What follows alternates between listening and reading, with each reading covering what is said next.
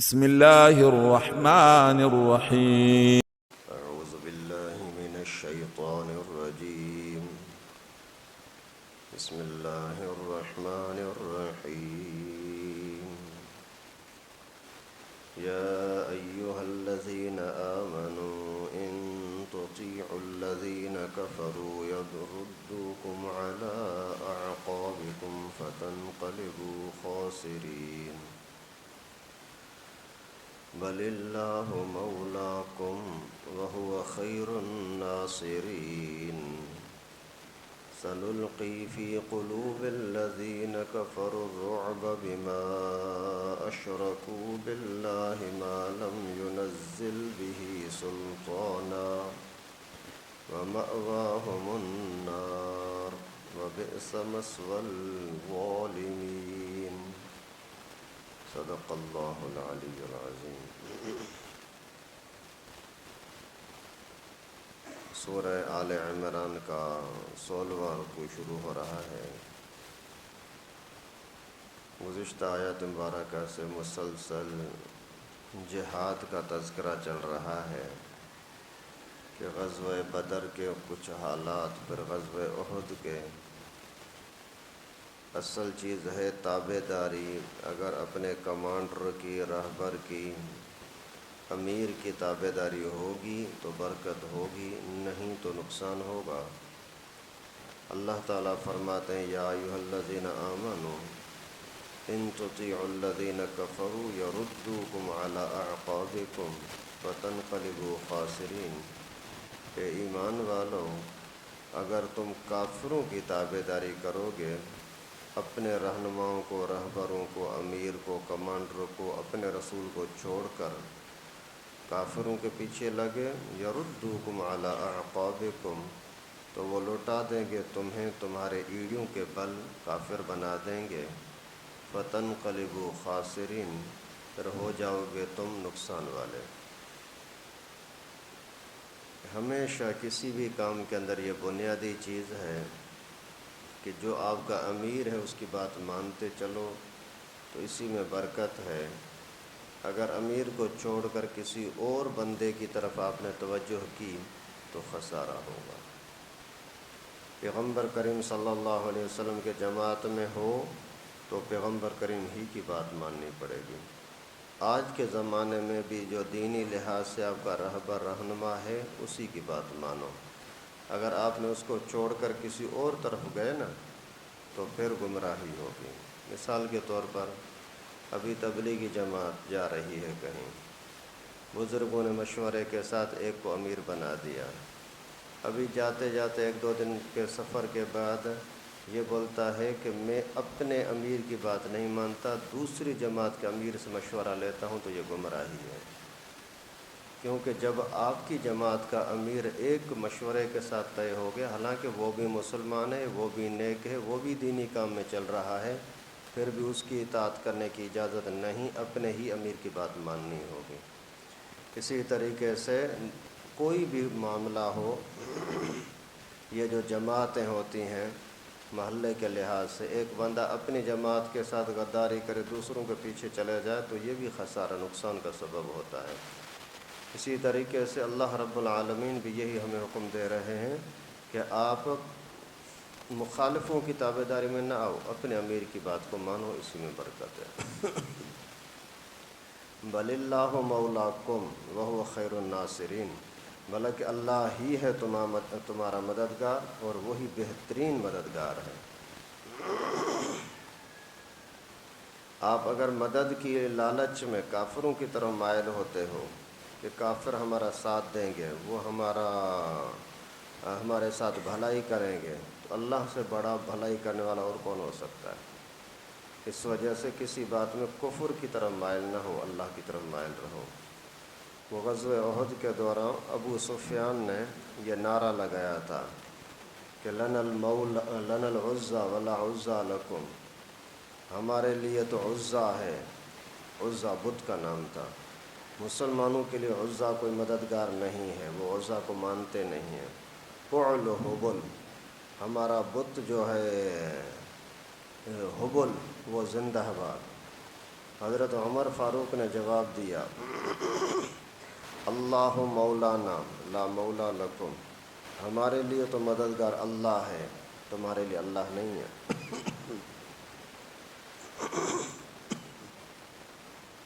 اللہ اعلیٰ و اجل، اللہ تعالیٰ ہی بڑا ہے سب سے۔ تو مقصد یہ ہے کہ مسلمان کافروں سے نہ ڈریں، دنیا کے حالات سے، دنیا کی طاقتوں سے نہ ڈریں، اللہ کا خوف رکھیں، اللہ رب العالمین تمہارے لیے معاملات آسان کریں گے۔ آج کل ساری دنیا کے مسلم حکمران جو اسرائیل کے خلاف نہیں بول رہے، اس کے خلاف جہاد نہیں کر رہے، یہ کافروں کے رعب کی وجہ سے، کافروں سے ڈرتے ہیں، اللہ سے نہیں ڈرتے، کافروں سے ڈرتے ہیں۔ تو جو اللہ کو چھوڑ کر کے غیر اللہ سے ڈرے تو اس سے زیادہ ذلیل اور خسارے میں جانے والا اور کون ہوگا؟ لیکن دل میں جب ایمان نہیں ہوتا نا، تو پھر اس طرح کے غلط فیصلے کرتے ہوئے بھی احساس نہیں ہوتا۔ اللہ تعالیٰ ان کو غیرت نصیب فرمائے۔ سنلقی فی قلوب الذین کفروا الرعب بما اشرکوا باللہ ما لم ینزل بہ سلطانا، جلد ہی ہم ڈال دیں گے کافروں کے دلوں میں مسلمانوں کا رعب، اس وجہ سے کہ وہ شرک کرتے ہیں، اس انداز سے کہ اس شرکی کی کوئی دلیل ان کے پاس نازل نہیں ہوئی۔ ومأواہم النار، ان کا ٹھکانہ تو جہنم ہے۔ وبئس مثوى الظالمین، اور بہت ہی برا ہے ٹھکانہ ظالموں کے لیے۔ اللہ تعالیٰ فرماتے ہیں آپ تھوڑا سا میدان میں آؤ تو صحیح، کافروں کے دلوں میں رعب ڈالنا میرا کام ہے۔ آپ میدان میں آ جاؤ، کافروں کے دلوں میں رعب ڈالنا یہ میرا کام ہے، آپ صرف سامنے آؤ تو صحیح۔ لیکن خود اگر چھپے ہوئے ہو گئے تو پھر وہ تو بدماشی کریں گے، وہ تو دنیا کے اندر بھی رسوا ہیں، آخرت میں بھی رسوا ہوں گے۔ مأواہم النار، ان کا ٹھکانہ جہنم ہے، کیونکہ یہ مشرک ہیں۔ مشرک مانا اللہ تعالیٰ کے ساتھ غیر کو شریک کرنے والے، دوسروں کو شریک کرنے والے۔ تو ان کے تو ہزاروں خدا ہوتے ہیں، کبھی کس بت کے سامنے جھکتے ہیں، کبھی کس بت کے سامنے جھکتے ہیں، اور کبھی کسی مزار کے سامنے جھکتے ہیں، کبھی کسی مزار کے سامنے۔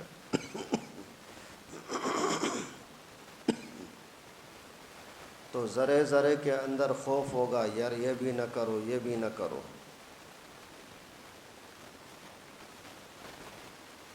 وَلَقَدْ صَدَقَكُمُ اللَّهُ وَعْدَهُ، اللہ تعالیٰ نے اپنا وعدہ تمہیں سچا کر کے دکھایا۔ اِذْ تَحُسُّونَهُم بِإِذْنِهِ، کہ آپ مار رہے تھے کافروں کو اللہ کے حکم سے، یعنی اللہ تعالیٰ نے تمہیں رعب دیا تھا، تمہیں فتح دی تھی، کافر ڈر رہا تھا۔ حتیٰ اذا فشلتم، یہاں تک کہ جب تم خود سست ہو گئے، وتنازعتم فی الامر، اور معاملات کے اندر آپس میں ہی جھگڑنے لگے، وعصیتم من بعد ما اراکم ما تحبون، اور اپنی پسندیدہ چیز دیکھنے کے بعد تم نے حکم ماننے سے روگردانی کی۔ منکم من یرید الدنیا، کچھ تو تم میں سے ایسے ہیں جو دنیا کی چاہت رکھتے ہیں، ومنکم من یرید الآخرہ، کچھ ایسے ہیں جو آخرت کی محبت رکھتے ہیں۔ ثم صرفکم عنہم لیبتلیکم، پھر اللہ رب العالمین نے معاملے کو پھیر دیا، تبدیل کر دیا ان سے، تاکہ تمہاری آزمائش ہو۔ وَلَقَدْ عَفَا عَنْكُمْ، اللہ رب العالمین نے تمہاری کوتاہی کو معاف بھی کر دیا۔ وَاللَّهُ ذُو فَضْلٍ عَلَى الْمُؤْمِنِينَ، اللہ تعالیٰ مسلمانوں پر فضل کرنے والے ہیں۔ اِذْ تُصْعِدُونَ، جب تم چڑھتے ہی جا رہے تھے، وَلَا تَلْوُونَ عَلَىٰ أَحَدٍ، اور کسی ایک کی طرف بھی جھک نہیں رہے تھے۔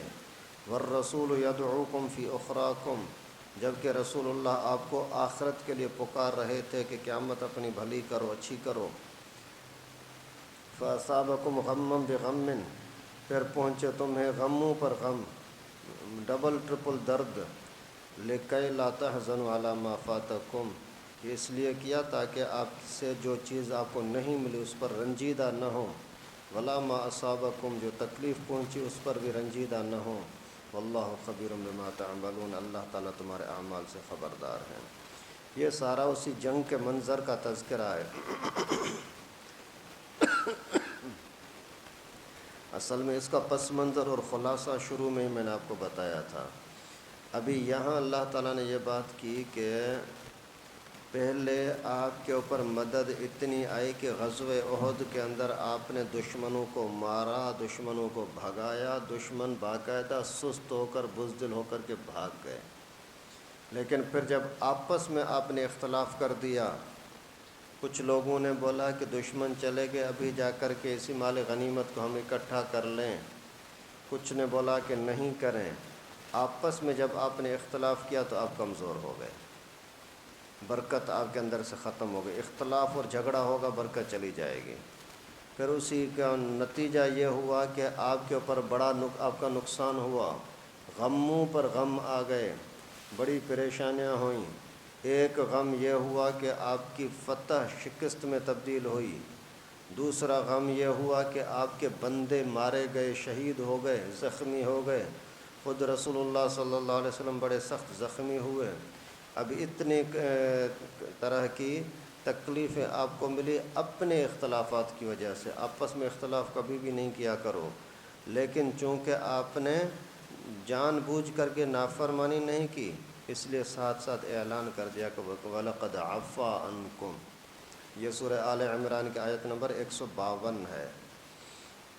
اس طرح کی کچھ آیتیں ہوتی ہیں جن کو بہانہ بنا کر کے، اور شیعہ لوگ یا گمراہ قسم کے جو بھی دہریہ قسم کے ہوتے ہیں، وہ بولتے ہیں کہ صحابہ کرام صحیح نہیں تھے، کیونکہ اللہ تعالیٰ نے خود ان کے بارے میں فرمایا ہے کہ تم آپس میں اختلاف کرنے لگے، لڑنے لگے، اس وجہ سے فتح شکست میں تبدیل ہو گئی۔ تو صحابہ سچے ہوتے تو ایسا کیوں ہوتا؟ یہ ان کی غداری ہے اسلام کے ساتھ۔ الفاظ تو اچھے ہیں کہ بابا ہم قرآن کے مطابق بات کر رہے ہیں، یہ آیت ان کو آدھی آیت تو نظر آئی کہ ان سے یہ غلطی ہو گئی۔ آگے جو اللہ تعالیٰ نے یہ اعلان کیا کہ وَلَقَدْ عَفَا عَنْكُمْ، تمہیں معاف کر دیا، یہ سمجھ میں نہیں آ رہا۔ اگر ان کو ان کے اس زمانے کی کوئی بھی اجتہادی غلطی اگر ہو گئی وہ ان کو نظر آ رہی ہے، تو رضی اللہ عنہم ورضوا عنہ نظر نہیں آ رہا کہ اللہ ان سے راضی ہے اور وہ اللہ سے راضی ہیں۔ اگر انسان ہے، انسان ہونے کے ناطے غلطی ہو جاتی، اگر غلطی ہو بھی گئی تو اللہ رب العالمین نے کتنی مرتبہ قرآن پاک میں پھر صحابہ کی تعریف بھی کی ہے۔ اولئک الذین امتحن اللہ قلوبہم للتقوی، ان کے دلوں کا امتحان اللہ نے لیا اور پاس ہے۔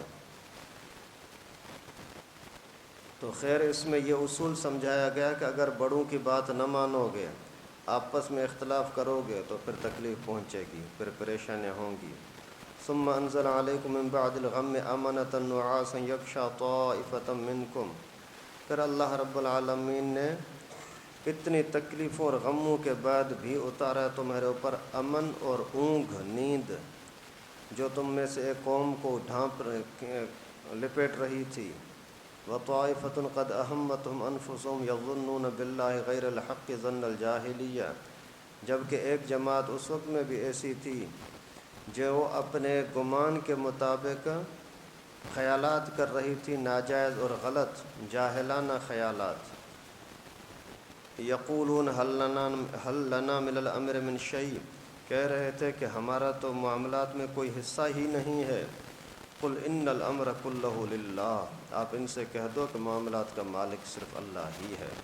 یخفون فی انفسہم ما لا یبدون لک، اپنے دلوں میں کچھ باتیں چھپاتے ہیں جو ظاہر نہیں کر رہے۔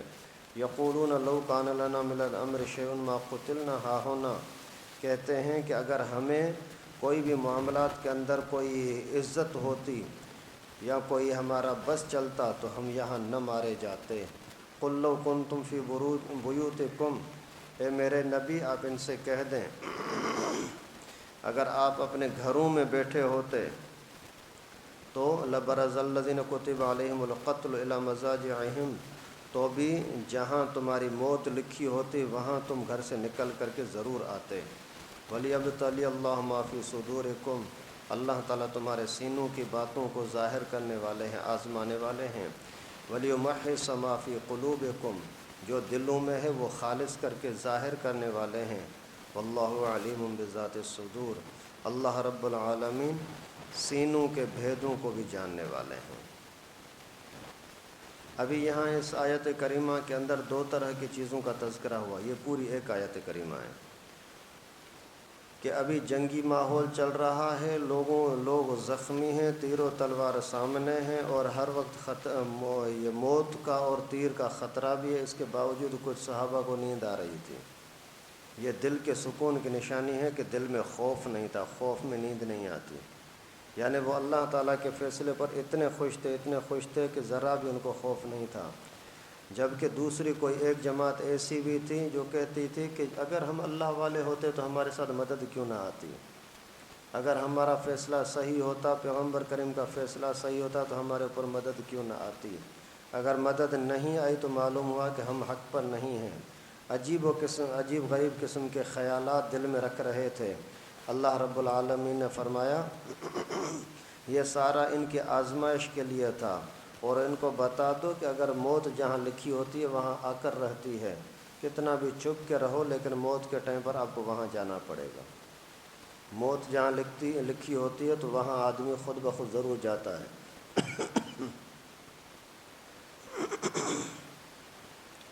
مفسرین کرام نے ایک واقعہ لکھا ہے، حضرت ادریس علیہ السلام کی موت لکھی تھی آسمانوں پر، ابھی یہ وہاں جائے گا کیسے، ایک انسان زمین سے آسمان پر کیسے جائے؟ تو حضرت جبرائیل سے فرمایا کہ جبرائیل بتا تو صحیح، موت آگے پیچھے ہو سکتی ہے؟ اس نے بولا یہ مجھے پتہ نہیں، یہ اللہ جانتا ہے۔ بولا کہ آ جاؤ، اگر چلنا چاہتے ہو تو میرے ساتھ چلو، چلتے ہیں، جا کر کے اسرائیل سے پوچھتے ہیں جو موت کے لیے آتا ہے فرشتہ۔ تو اسی کو اپنے پر میں بٹھا کر کے جبرائیل لے گئے آسمانوں پر، وہاں جا کر کے اسرائیل سے پوچھے اسرائیل بتا تو صحیح کسی کی موت آگے پیچھے ہو سکتی ہے؟ بولا مجھے اس کا پتہ نہیں ہے، مجھے جب اللہ کا حکم ہوتا ہے اس وقت میں جاتا ہوں، باقی موت کب آنی ہے کب نہیں آنی یہ مجھے پتہ نہیں ہے، یہ اللہ مجھے حکم کرتے ہیں۔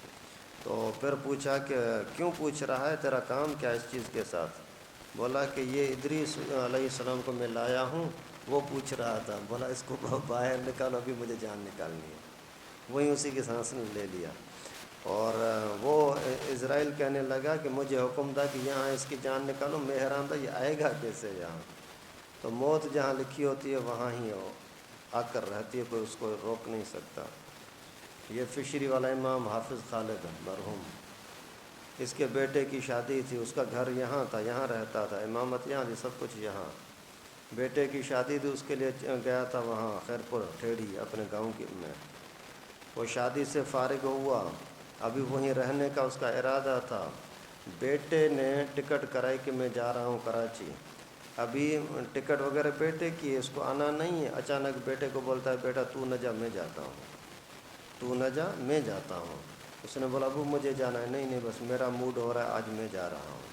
ابھی آپ اندازہ کریں کہ ٹکٹ دوسرے کی ہے، ارادہ دوسرے کا ہے، آنا دوسرے کو ہے، لیکن اس سے سب کچھ ٹکٹ لے کر کے اسی کی سیٹ پر یہاں آ گیا۔ یہاں آ کر کے اپنے گھر کے دروازے پر پہنچا، وہاں گرا، اس کو لے گئے اسپتال کے اندر، تھوڑی دیر کے بعد وہاں وفات ہو گئی۔ آپ اندازہ کریں کہ موت کا ٹائم تھا، اچھا فوت ہونے کے بعد پھر اس کو لے گئے وہی ٹھیڑی کی طرف، وہیں اس کو دفن کرنے کے لیے۔ تو موت اس کی یہاں لکھی تھی، وہاں بیٹھا ہوا تھا، اپنی سیٹ بھی نہیں تھی، اپنا ارادہ بھی نہیں تھا، سارا کچھ تبدیل ہو کر کے یہاں پہنچا جہاں اسرائیل کو حکم تھا کہ یہاں اس کا روح نکالنا، وہاں ہی آ کر کے نکالا۔ تو اللہ رب العالمین فرماتے ہیں لو کنتم فی بیوتکم لبرز الذین کتب علیہم القتل الی مضاجعہم، جہاں تمہاری موت لکھی ہوگی وہاں تم خود ہی نکل کر کے جاؤ گے۔ وَلِيَبْتَلِيَ اللَّهُ مَا فِي صُدُورِكُمْ، جو کچھ تمہارے دلوں میں ہے اللہ تعالیٰ اس کو ظاہر کرنے والے ہیں، تمہارے دلوں کی بات کو پیش کرنے والے ہیں۔ وَاللَّهُ عَلِيمٌ بِذَاتِ الصُّدُورِ، اللہ تبارک و تعالیٰ سینوں کے بھیدوں کو، رازوں کو بھی جاننے والے ہیں۔ جب ہر چیز کا مالک اللہ ہے تو آپ بھی اللہ ہی کی بات مان کر کے زندگی گزارو، اسی میں تمہارے لیے خیر ہے۔ امیر کی بات مانو، اپنے قائد کی بات مانو، رسول اللہ صلی اللہ علیہ وسلم خود امیر ہوں، یا پھر اسی امت کے قیامت تک کے لیے کوئی اور نبی تو نہیں آنا، پھر جو بھی آپ کے زمانے کا امیر ہو اس کی بات مان کر چلو گے تو برکت ہوگی۔ اگر کہیں بھی ادھر ادھر ٹیڑھے پیڑے چلے تو پھر آپ کے لیے پریشانیاں ہوں گی، پھر فتح کا ماحول بھی شکست میں تبدیل ہو جائے گا۔ اللہ رب العالمین سے دعا ہے کہ اللہ تعالی ہم سب کو ہر معاملے میں بات مان کر چلنے کی توفیق نصیب فرمائے۔ وآخر دعوانا ان الحمد للہ۔